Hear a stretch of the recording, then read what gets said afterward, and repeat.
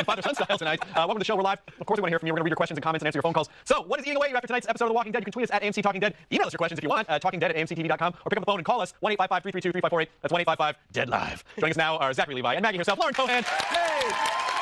Yeah! Oh, you're a real person, and I hope I don't accidentally call you by your character's name like I did Stephen Young. Yes. So, what was it like on set for this episode? What's going on? Oh, mayhem. It was actually crazy because that fog, or that eerie fog that you see at the end, was real, first of all. And we all came down to watch the episode. Jeff even flew back in to visit. Jeff, who plays Dale on the show, flew back in to visit. And for that last scene, which was John's very last scene, they're kind of circling each other. We all had hot toddies to watch the whole thing. And then John at the end in his zombie makeup stood up, such an emotional night, and just gave the most gracious speech to thank the whole Walking Dead family. And it's like 4:30 in the morning, and it was just like, it was the strangest kind of camp out you've ever imagined. He's lucky someone didn't go, talking zombie, blam, and then shoot on John Berthold. So, Zombie Shane, Zach. So what are we to infer from Zombie Randall and Zombie Shane? It's blowing my mind. And then previously, two security guards who didn't have any bites on them. Yeah, that was teed up well when they were dropping Randall off there, and they were noticing that there were no bites or scratches. They thought there might be some scratches or whatever, but you knew there was something going on. Well, you know that they're kind of foreshadowing something. And then for Shane to be dead, and well, actually even before Shane, Randall's dead zombie body walking around because we know that Shane killed him, right? And the other guys found him, Glenn and Daryl. So you know something's going on. And then Shane gets up, and I have no idea. I mean, is it like in the air? Is it something that like maybe it's some airborne thing that originally started making everybody zombies, and somehow it seeped into their blood in some way? But also Shane, like a kissing disease. It's like mono. It's like mono. But also Shane started like super devolving as a human being too. Like in all, like actually when they were dropping Randall off and then they got into that big fight, you see the reflection of him in the glass, and he looks like a zombie. Monster, yeah. And even when he's like slapping his head and he just slams his head into the tree, like he's acting less of a human being. I was going to argue that he had both oars in the water by the end of this time. We have a caller. What is your name? Where are you calling from? Yeah, hi, my name is Samantha, and I'm calling from Phoenix, Arizona. Hey, what's your question? Yeah, my question is for Lauren. What is the most embarrassing moment you've had while filming The Walking Dead? Oh, good question. Yeah. You've probably heard actually about the ticks in Georgia, but I think the most embarrassing thing that happened was there was a scene we were shooting where I had to run to the barn when Stephen finds the walkers, when Glenn finds the walkers. Right, when he's ready for sexy time. When he's ready with his quill and his flashlight, sexy time. And I had to book it down. I'm all the way on the porch of the house, and the camera's all the way at the other end of the field. I'm like, nobody can see me, and I just found my first tick on my shoulder, and I was like, oh my god, my immunity's over. I do get ticks. So all of a sudden, I'm like, okay, I have about 35 seconds before we roll, not knowing the camera is a really long lens that can see me. I have my top up, my hands down my trousers, convinced I'm now covered in ticks. And then they go, okay, and then I cut and I run to the end of the thing, do this dramatic thing, and everyone's like, did you find anything? So basically, like my self-inspection was on camera for the whole time, thinking it wasn't. But did you find anything? Yeah. Are we going to release that as an extra? Lauren's tick problem. Yeah. I like my first tick, yay! I was like, so this is for Lauren from via email. Do you think Rick was preparing himself the entire season to do something he didn't want to do, kill Shane? yeah, I think he tried to avoid it for as long as he could, but I don't know. I just thought that scene was so interesting because Shane was really trying to, in my eyes, was trying to egg Rick on to kill him, and I just think in the end it was kind of inevitable. You can't have two alpha males. You just can't. No, and especially just that moment where Rick is just kind of like mad at him, like, why did you make me do this? You're making me do this. Yeah. Which was such a listen. I think some of us expected that something might happen to Shane, but I did not see it. Still, when it happened, I did not see it coming in that way, and I didn't think it was going to happen right then. But just well, he had the opportunity to shoot him, and he didn't. Right. So you think, well, he's not going to kill Shane. He's not. He's going to try and talk him down. He's going to get the gun back, and they're all going to walk back and try and work this out. And so that kind of for me was a little bit of a logic bump. I was like, if you're going to kill the dude, like just shoot him and put him out of his misery. So much more exciting stab him with a little knife. No, of course, it's more exciting to shiv someone. Yeah, now, that's jailhouse. Yeah, now we can get the prison tattoo. Yeah, especially like 2 episodes before, they're coming back in the car. You really want to believe everything's fine, and then it's just not. I was surprised actually. I thought Rick had kind of beaten him into submission, and that Shane was a little emasculated within the group, and that was not the case at all. This will save his life from the bus and all that stuff. This is kind of funny. Here's for you, Zach. Julia R wants to know via email: does Carl have Harry Potter's invisibility cloak? Even when the house is on lockdown, he's able to sneak away. Mischief managed, Carl. What do you think? Yeah, I don't know. It's definitely. I think that maybe in the group's kind of desire to hold on to some kind of vestige of community, right? You want to let a little boy have that adventure and explore the world, but he's exploring a world full of dead people that want to eat him. Right. So I mean, if I was his dad or mom, Lori, or whatever, I mean, I would be locked on him all the time. Like I wouldn't let him go wander off. But people don't know we have a babysitting rota inside the house. Oh. Yeah, it's in the farmhouse, and so people and Carl had actually erased it. Oh, he took his name off the thing. That's how we got out. Yeah, they got to stop using that system. It's not working. The chat on TalkingDead.com tonight was all about Shane's death, naturally. So the whole question is, which dearly departed character will you miss the most? Dale, Shane, or Sophia? Go to TalkingDead.com right now to vote. Coming up, a sneak peek for next week's season finale of The Walking Dead. But first, it's time to bid a fond farewell to old friends and new. Tonight, the Shanes.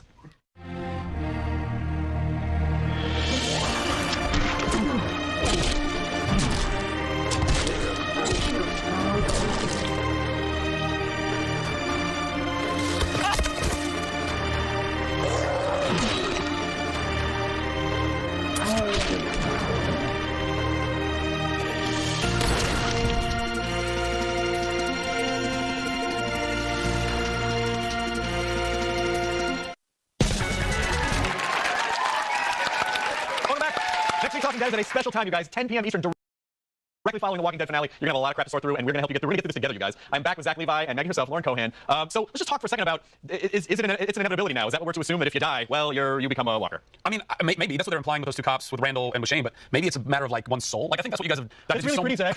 No, but it's like, I mean, there's a lot of like spiritual tones and like right and wrong. I mean, this whole season to me has been about, how this post-apocalyptic zombie world affects people's psyches and their ability to work with one another, and them deciding, are we going to kill Randall or let him live? But Dale was definitely, a lot of the heart of that. Yeah. And had Dale died not by a zombie, but had he just died, maybe he wouldn't have turned. But because Shane was like dark, maybe he's turning. I don't know. So you think only jerks turn into zombies? No. A lot of jerks in the world. That's why we're turning into zombies. Apparently, yeah. I was never able to quite peg your accent, and then I read online that you were born in Pennsylvania but then grew up in London. Yes. So you have a very unique accent. Was it hard to get the southern accent down?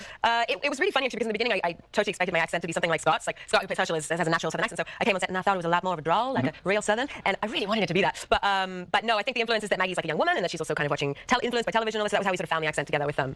But it's definitely not Jersey and it's not English. Lauren, could I talk to Maggie for a second, please?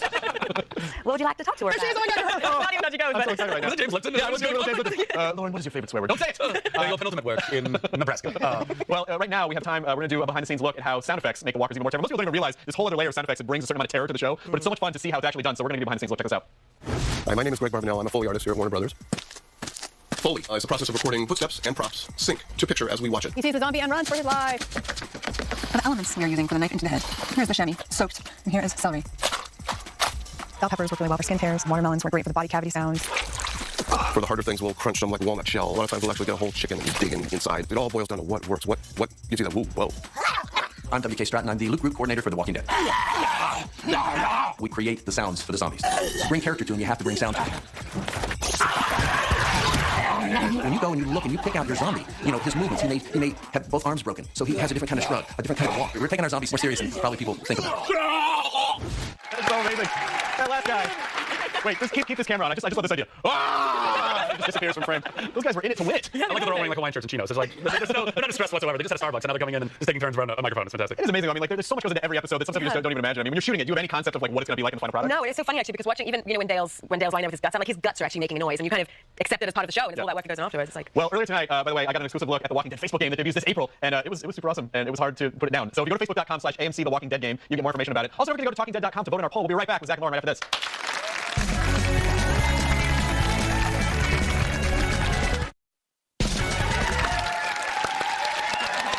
Welcome back to Talking Dead. I'm Chris Hardwick. I'm back with Zach and Lauren, and we're taking questions from email and Facebook and Twitter and Walking Dead subreddit on Reddit. And in tonight's episode, Maggie was shut down by Glenn. Again. What the hell? How many times do you have to throw yourself at that guy? I know, and it's so funny because sometimes people are like, "Why is Maggie so mean to Glenn?" I'm like, "Which part of I love you and move into my bedroom is ever mean?" Yeah. Which part of let's do it now? Where are you going, Glenn? Do you not understand? Like, what do you think's happening? You think he's just so paranoid about being a good provider for the group? No, I think he's untouched respect, and I think he's really wary of stepping on his toes and disrespecting him in any way after that. But Universal gave him a watch. That's like here, free lunch. What do you want? Just give me a watch. You got my permission. Maybe he's more intimidated now that he's had the watch. You know, maybe Right. he feels like until they're married, Right. Then he can't make a move on Maggie. Well, but he and Rick had that conversation about like he's never been in love or like he's never had a girl tell him that she loved him. I mean, you know, Right. that's like big time for him. And it did freak him out when they were in the bar and just shooting at regular people and walkers and whatever. Like he was so afraid to hurt your heart, you know. So and you're living in a freaking weird world. I definitely think that the romance will cook back up between the two of you. And I also think that's a sweet term. He hurt your heart, man. It sounds like a country song. It doesn't hurt your heart. This is from Naomi via email. Does Lori's speech at the windmill motivate Shane to kill Rick? It was kind of the last straw of sanity. I don't think she I should don't buy that, dude. Shane was a whack job. He That was guy a was whack waiting for an opportunity to take out Rick. And he had convinced himself a long time ago that it was going to be the right thing to do. He was just waiting for the opportunity. I think Lori was just trying to be sweet and just have a moment like, I'm so sorry all this happened. But you know, if a guy is totally in love with you, and if you even look at him, he's going to have hope, and then it's going to be all over. Yeah, Right? I felt like that gave Shane that little bit of hope at the end with Lori, and then I mean, the look on his face, he looked like a 12-year-old for the first time in love. Like Yeah. really, I know. He's a whack job. Well, no, he was a whack job. He's no longer alive. He was. But I think he actually wanted Rick to kill him. I think he brought Rick out there to have Rick kill him. That's interesting. That's how, yeah. That I had never thought of before. Because I think in one case, you know, if he's speaking to Lori and he realizes there is actually no chance, Yeah. and he brings Rick out there, he was taunting him like, "I'm better father than you. I'm better this." Yeah, and- please kill me because I can't take this anymore. That's an interesting idea. Coming up, we're going to reveal. I just did this. Oh my, I got the vapors. We're going to reveal the results of tonight's poll. Plus, we're going to show you a sneak peek from next week's season finale of The Walking Dead. But first, let's take a break from Pint-Sized Hitmen to give you the week's Walking Dead buzz.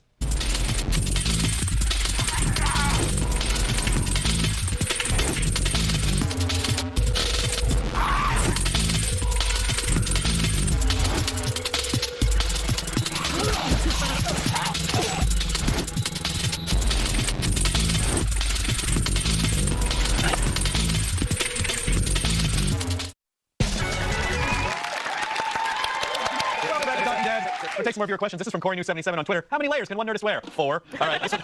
This is for you, Lauren Cohan. This is from Twitter. If Maggie really loves Glenn, she'd make him send T-Dog out on all the missions. That's a great idea. Right? Yeah. Maybe Maggie should start flirting with T-Dog and like be like, could you please run to the store and get some stuff? It's like when you don't want to wash the dishes or cook, and you say, "You're so good at cooking." Yes, I know. You're so good at running. It must be really Yeah. good for these characters to maintain any kind of a relationship while they know that Glenn is the guy that they're going to send out a lot because he's fast and spry and Yeah. Smart. It's Super smart. Super smart and loyal. Yep. He should really screw it up once, and Just- then they'll stop asking him. Exactly. Yeah. Oh, I'm sorry, I accidentally shot Rick in the face. I guess I don't have to do that anymore. What's your name? Where are you calling from, caller?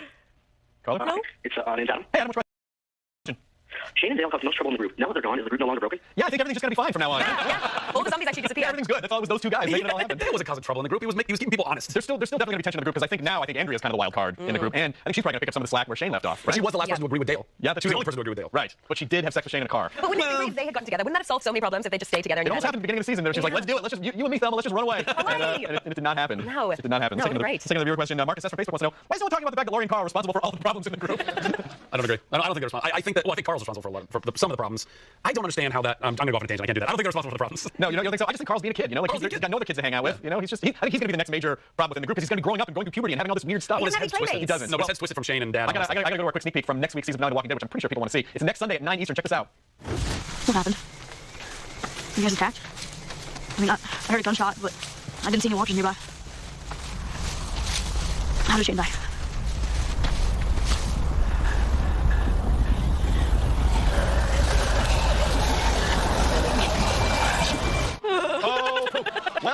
results. Remember, our question was which Dearly Departed character will you miss the most? And the answer is Dale, 55%. I'm gonna miss Dale too. I'm gonna miss everyone. I miss you guys. Thanks for watching Talking Dead. Like, thanks Zach Levi at Zachary Levi. Of course, Lauren Conan at Lauren Conan. Join us next week immediately following the season finale special. 10 p.m. We're gonna be on. We're gonna have Glenn Nazar, Robert